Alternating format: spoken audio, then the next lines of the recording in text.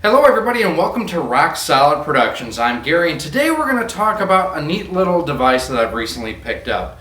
One of the great things in recent years is the resurgence in retro video gaming, as evidenced by what a huge success the NES Classic has been. But not only is the NES Classic huge, but people like me are also bringing out their old consoles. I have my original NES here on my entertainment center underneath my PlayStation 4, next to my Wii U, and sitting underneath my NES Classic. Now, one of the things on these older consoles is the fact that they use the older RCA jacks for connecting to your TVs, because we didn't have these beautiful sets back when those systems came out. So while you can use your composite or component video cables to hook up to a TV like this, it's not the optimal way to do it. Now, one of the things I like to do is I like to use HDMI for everything. It's one cable that I can go straight from my device to my television, but the NES never came with an HDMI output. HDMI was never even a thought back in that time. So what I have here is this little adapter, and what it will do is take my video, audio left, audio right, and convert it to an HDMI. Now, the question that you may have is, what difference does this make as far as the picture goes? Can I get this sort of picture quality out of a 1985 era NES or older retro video game?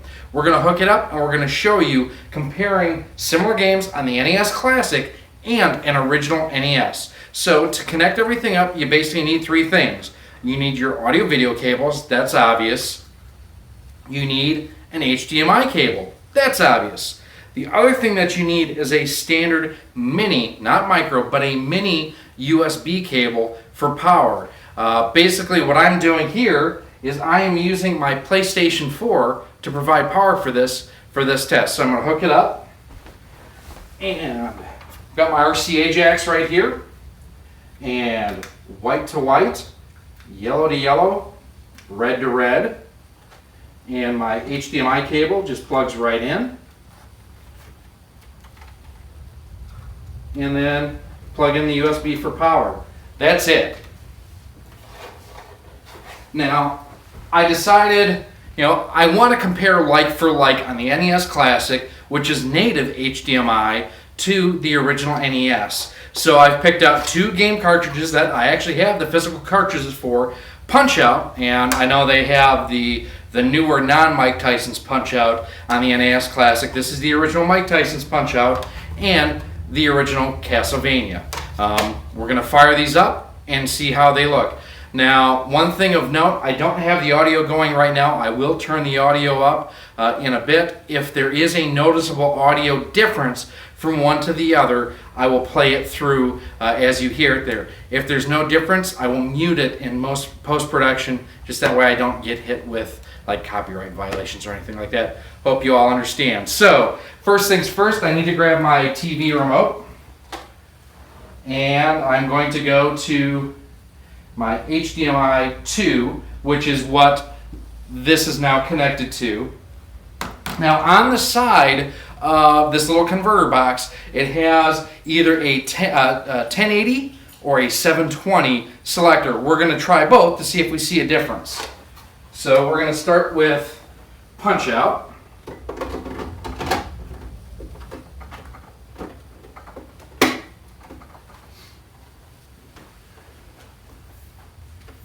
And the screen is going black. It's loading.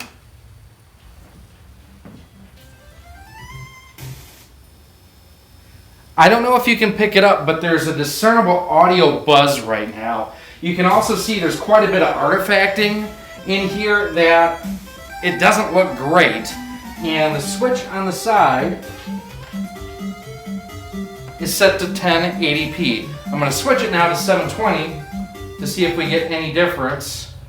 As you can see, it reloads, and it still doesn't look a whole lot better than using the standard AV cables would have. I'm going to turn this down now. I mean, even if you look in the blue, you can kind of see the artifacting that's going on. It's not good. But we're going to play for a second here. Let's see what we can do against Glass Joe here. Now one thing too, I am blowing this up to 16:9. My TV actually natively does not support 4:3, so I don't have that video setting that I can switch to.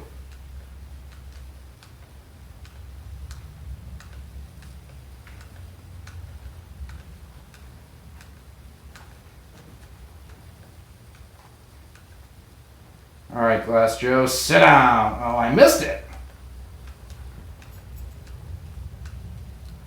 So I'm going to reset this real quick. I'm going to change my input and go to the NES Classic, just so that we can compare like to like.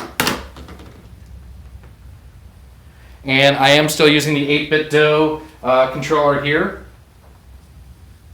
I'm going to go back in here. Now one of the things that it does do is it will switch around a different aspect ratio, or not aspect ratios, but from one filter to the next. I like using the Pixel Perfect myself.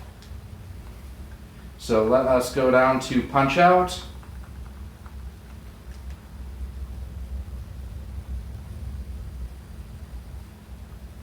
As you can see, none of that artifacting or anything like here. Really sharp picture. Gonna click on New.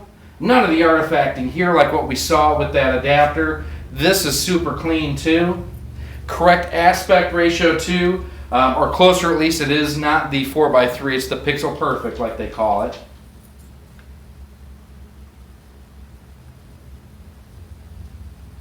So here comes Glass Joe, and we are going to kick Glass Joe's butt. Or at least try to.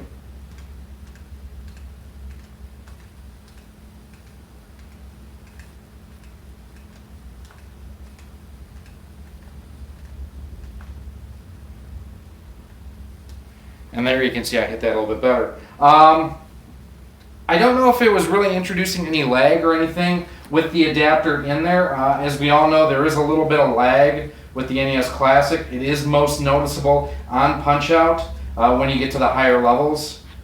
And we're going to make Glass Joe sit down yet again. So there's two side by side. The nice thing here is I can pause this. Now I'm going to fire up Castlevania on the NES. Now one thing you may notice too, if you can see me getting a cartridge out of my original NES, is I didn't pop the cartridge up and down. I actually used what's called the blinking light win adapter on my NES. It eliminates the mechanics of pushing the cartridge down. That 72-pin connector that came with the NES stock, it was a novelty. It was designed to make the NES, if you notice it's not called video, it doesn't say video game anywhere. It was to make the NES replicate the actions of VCRs back in the day.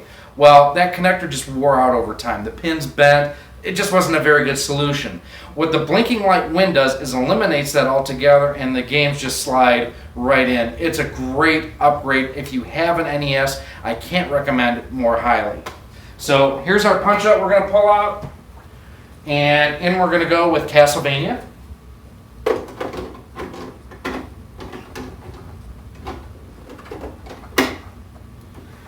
And we're going to change our input again on our TV.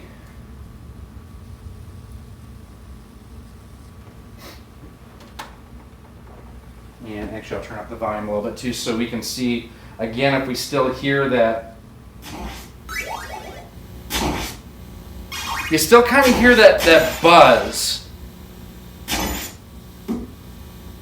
And I have to admit that I have heard that any time that I have used a game or any type of setup with this adapter. So it's been very consistent. This does look cleaner than the Punch-Out did. I don't see the artifacting like I did before.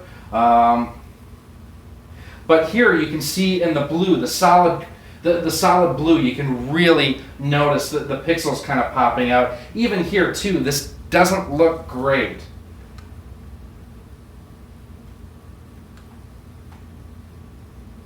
And we'll play some Castlevania for a moment.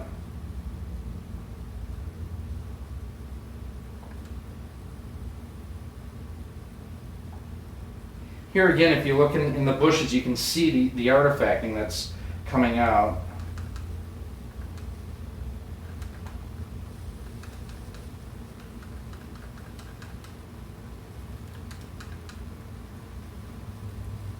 So that's how it looks using the adapter. Let's go to the NES Classic again. Again, much cleaner, the proper aspect ratio. We're going to hit the start key here, play a little bit. You don't see any of that here in the blue. I feel like a meteorologist. But you don't see any of that here in the blue. It's super clean.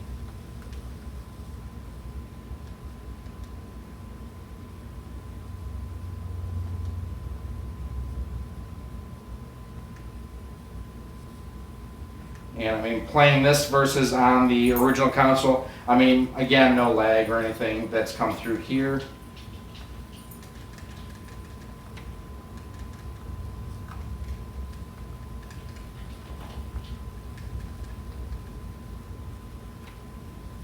So, I mean, the NES Classic, a much sharper way to do it. So, the nice thing about these guys, they're cheap. I paid under $10 for this on eBay from somewhere in China. Couldn't even tell you where it is.